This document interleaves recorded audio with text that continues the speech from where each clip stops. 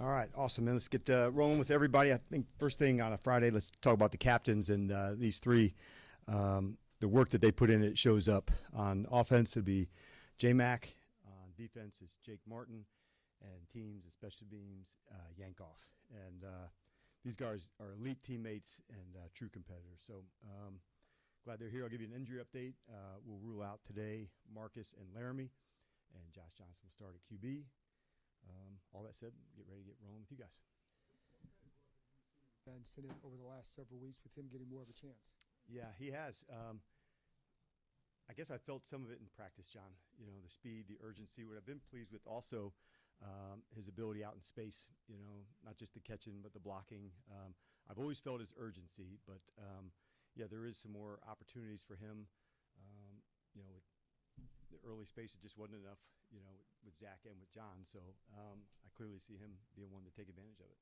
You see some other young guys like who have maybe ascended over the last several weeks, and you say like going forward 2026 next season that you see maybe like taking that big leap. I mean, have they shown you enough to feel like they can make that leap? Yeah, I certainly feel that way.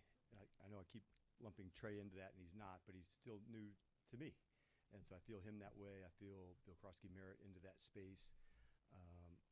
On the defensive side, I think I've spoken about Jordan into that spot, Johnny into that spot. So those are a few that come to mind right off the bat. I know there's still a game left, but have you thought more about what you want to do at defensive coordinator next season? And are you at a place where you know yet? You know, honestly, I'm just trying to stay in the pocket of where I'm at today, and I'm not, you know, in the reflective space. I'm kind of still in the go for it space with the guys. So I recognize the question, but I guess owe to this crew to just, you know, be as locked in present as I can for them. That's really important to me.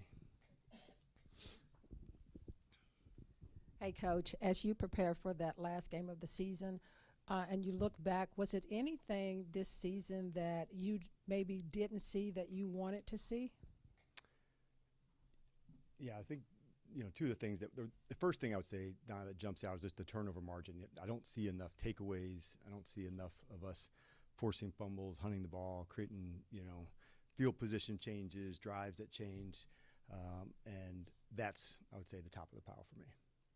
Drake got a chance to see him a little bit the other week. What have you seen from him, you know, being out there? Yeah, coming off a knee injury, you want to see how explosive, you know, can a guy return to that spot. And so for me, seeing his movement, seeing, you know, his get off, those are the things that I'm like watching for to say, okay, is there a player to develop here with him to go? So I like the bend, the movement.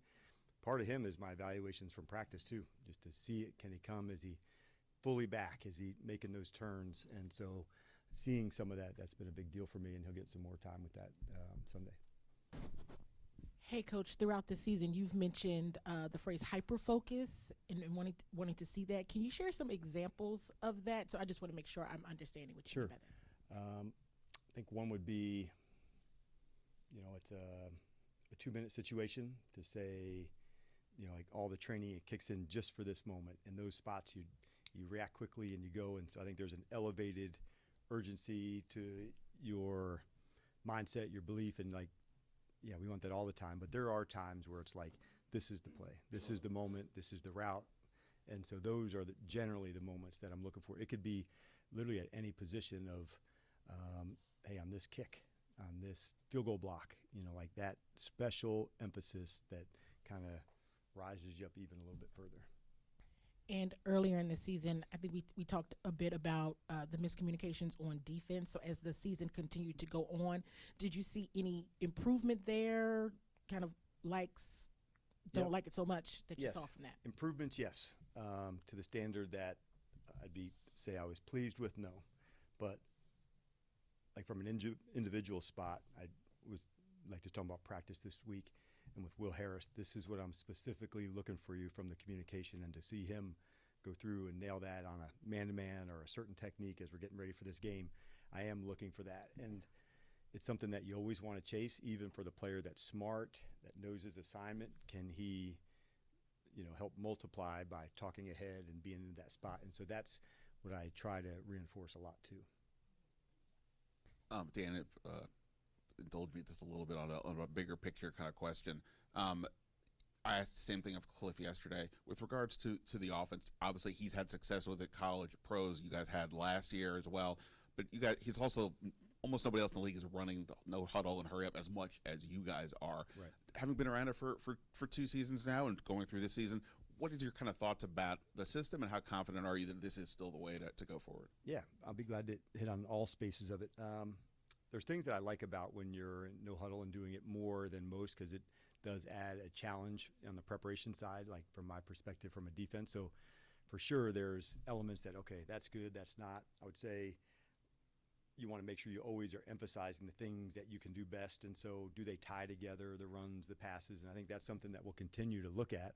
But it's all about like the player also, and how do they function best and how does the team function best. And so with Jaden being comfortable into that space, not everybody, works in his space, but he and Marcus are certainly confident, familiar with that. And so you've probably seen over, the last game where it wasn't quite the same in that space with Josh. So I think part of that, Ben, is, how do we utilize the players? How do they function best?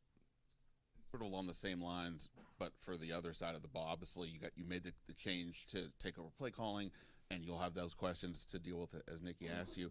But in terms of yourself as you're going through it, do you at any point this season think, is this still the right way to go? You've adjusted over the course of your career, but what gives you the confidence that schematically wise, what you're doing is still the way to go forward? Yeah, for sure. The like a scheme wise, I think you really want to look first into, like, even before you get into that, like, where are you at in your tackling? Where are you at on your ball hawking? And if you have the ability to do that, then I would say the scheme piece is in there. And I haven't been pleased with those two topics even before the scheme, Ben, to be honest. And so continuity does play a factor into that when you're changing in and out. Like, obviously that's a big deal. How do you feature the players with the personnel and those things? So I think one of the fun parts about the NFL is, like, man, you constantly adjust and you tweak it. And so I've done it for a number of years doing that. What was once good when we played so much zone, we needed to tighten things up. Then when you play certain things, now, okay, how do you adjust to these formations and that? So it's kind of like a constant evolving space. What we may see, this year or last year on defense may, evolve into some other things. I do think versatility matters with players. Can he be off the ball? Can he be on? Can he blitz? Can you have guys that can do more than one role? Ben, if you have that, I think that can help. Now, some guys are just, hey, man, like rare position people, like the giant nose tackle that, man, on early downs, there's a role for that player. But I think I'm talking more specifically on the passing game. Can a nickel who could be a safety, do different jobs? I think that leans into different looks. How do you pressure? And the more you can do that, I think the better in any scheme. Coach, Good afternoon. yesterday Bobby gave a lot of credit to having guys like Richard Sherman, Cam Chancellor, Mike Bennett, KJ Wright with him and around him early on as a linebacker to allow him to grow into the quarterback of the defense. Given your experience with him, obviously, how important was that to his development in your recollection? Yeah, I think that speaks to some of his humility too. He was very much in the middle of all of this communication. We had some wild guys that was a lot of fun to coach, and that type of effort, like, you also needed somebody who could, see through the chaos a little bit. And it's one of the things I admire about Bobby, like his steadiness in all scenarios and all situations. So knowing your role and how to play that role at a really high level, I think that was, for me, kind of the epitome of that. If you could have known what Cam Chancellor and Earl were like as safeties, they looked different. They played in a different style, but they both were safeties. But what they played and how they played it, I think, was at an elite level. And Bobby and KJ Wright, also at linebacker, had unique traits of what they did. KJ was somebody that guarded the tight end at like a really, really high level. He was super long. So I think when, like, speaking to Ben's, when you find somebody that has a role that can do something really unique, that's a big part of it. But I think when you get people together and they continue to push one another for like high standards, even higher, then that's a really cool thing. But they kind of, I would say, all came up together in some way. And kind of transitioning that experience to Jordan McGee's development, obviously the snap counts have gone up, which is a signal that you guys are trusting him more and more. how important is it for a guy like him to have that physical part of the game really kind of clicking and humming before you necessarily pile more onto his plate from a strategic standpoint? Yeah, and I would probably have said we would have, if he had stayed all the way healthy in 2024, maybe we would have played more of that package as well. Sometimes, like right now, I want to find ways to get him on the field. Like the running, the hitting, the physicality, the speed, I see that. And so sometimes you've seen us play a base defense against three wides. It's not, because we think we can guard it better, but it's a chance for him to get more snaps and more playing time. So he's earned it. But it was really more by me of saying there's a guy we need to just find ways to, get him around the ball. And the playing experience helps. You're in the fight, you're going. The package, although it's not super extensive, he's making his impact felt. Kind of a broader question about Cliff now This having is Broad Question Friday. Like Broad I will Question say, Friday. like I'm not in a big reflective mode, guys. Like as much as I know you guys can be, like just understand, man. Like I'm still in the game plan mode too. So please understand that. well, this is kind of pertinent Yeah, to this but I week. heard Nikki Butt earlier. But go ahead. I'm just messing with you, Tom. Cliff has had to work with so many different quarterbacks and guys coming in and out, and I Yep. just wanted to kind of get your thoughts on how he has handled that and adapted with it. Yeah, and receivers too. And I think those two positions often, have so much timing, communication to go through it. And I think like Bobby Engram and Andre and, being in concert with that, doing the extra before, doing the extra after to make sure you can, get onto the same page. And I think like an example would be, Burks of coming in, getting healthy. How do we find him the reps? How do we get some timing where you can't just run, 50 reps every day of it? So it's a challenge, but that's sometimes what it calls for. In his defense of people to get together to find spaces, I really admire like the early sessions, the late sessions by all of those guys to find their way. On that same note, obviously you never want to see injuries happen, but as a result of those, you've seen, a ton of guys play this year that probably otherwise wouldn't have seen as much playing time. Is it valuable to kind of get that look at those guys to evaluate the quality of your depth moving forward?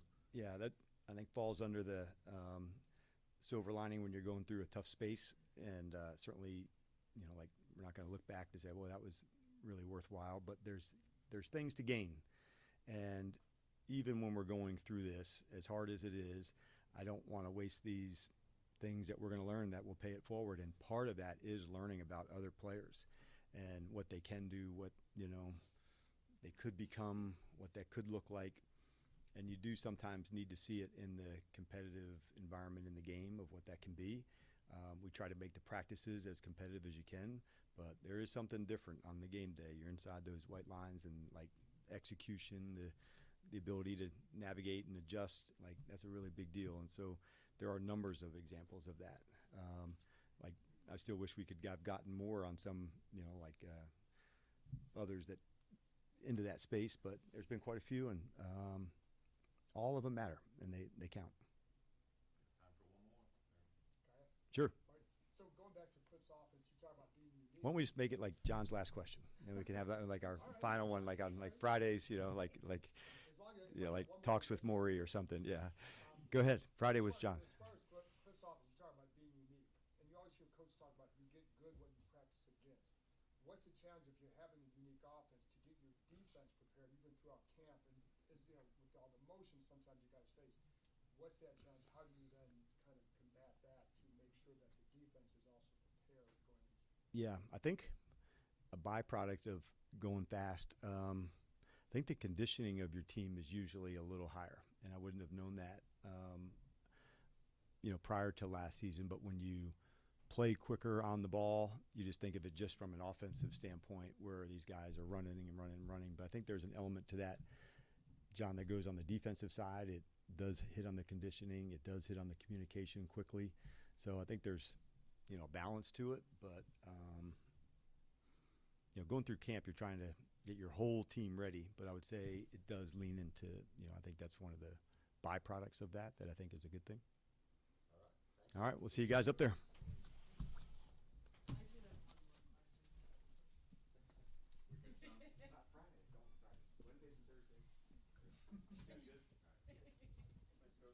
See ya.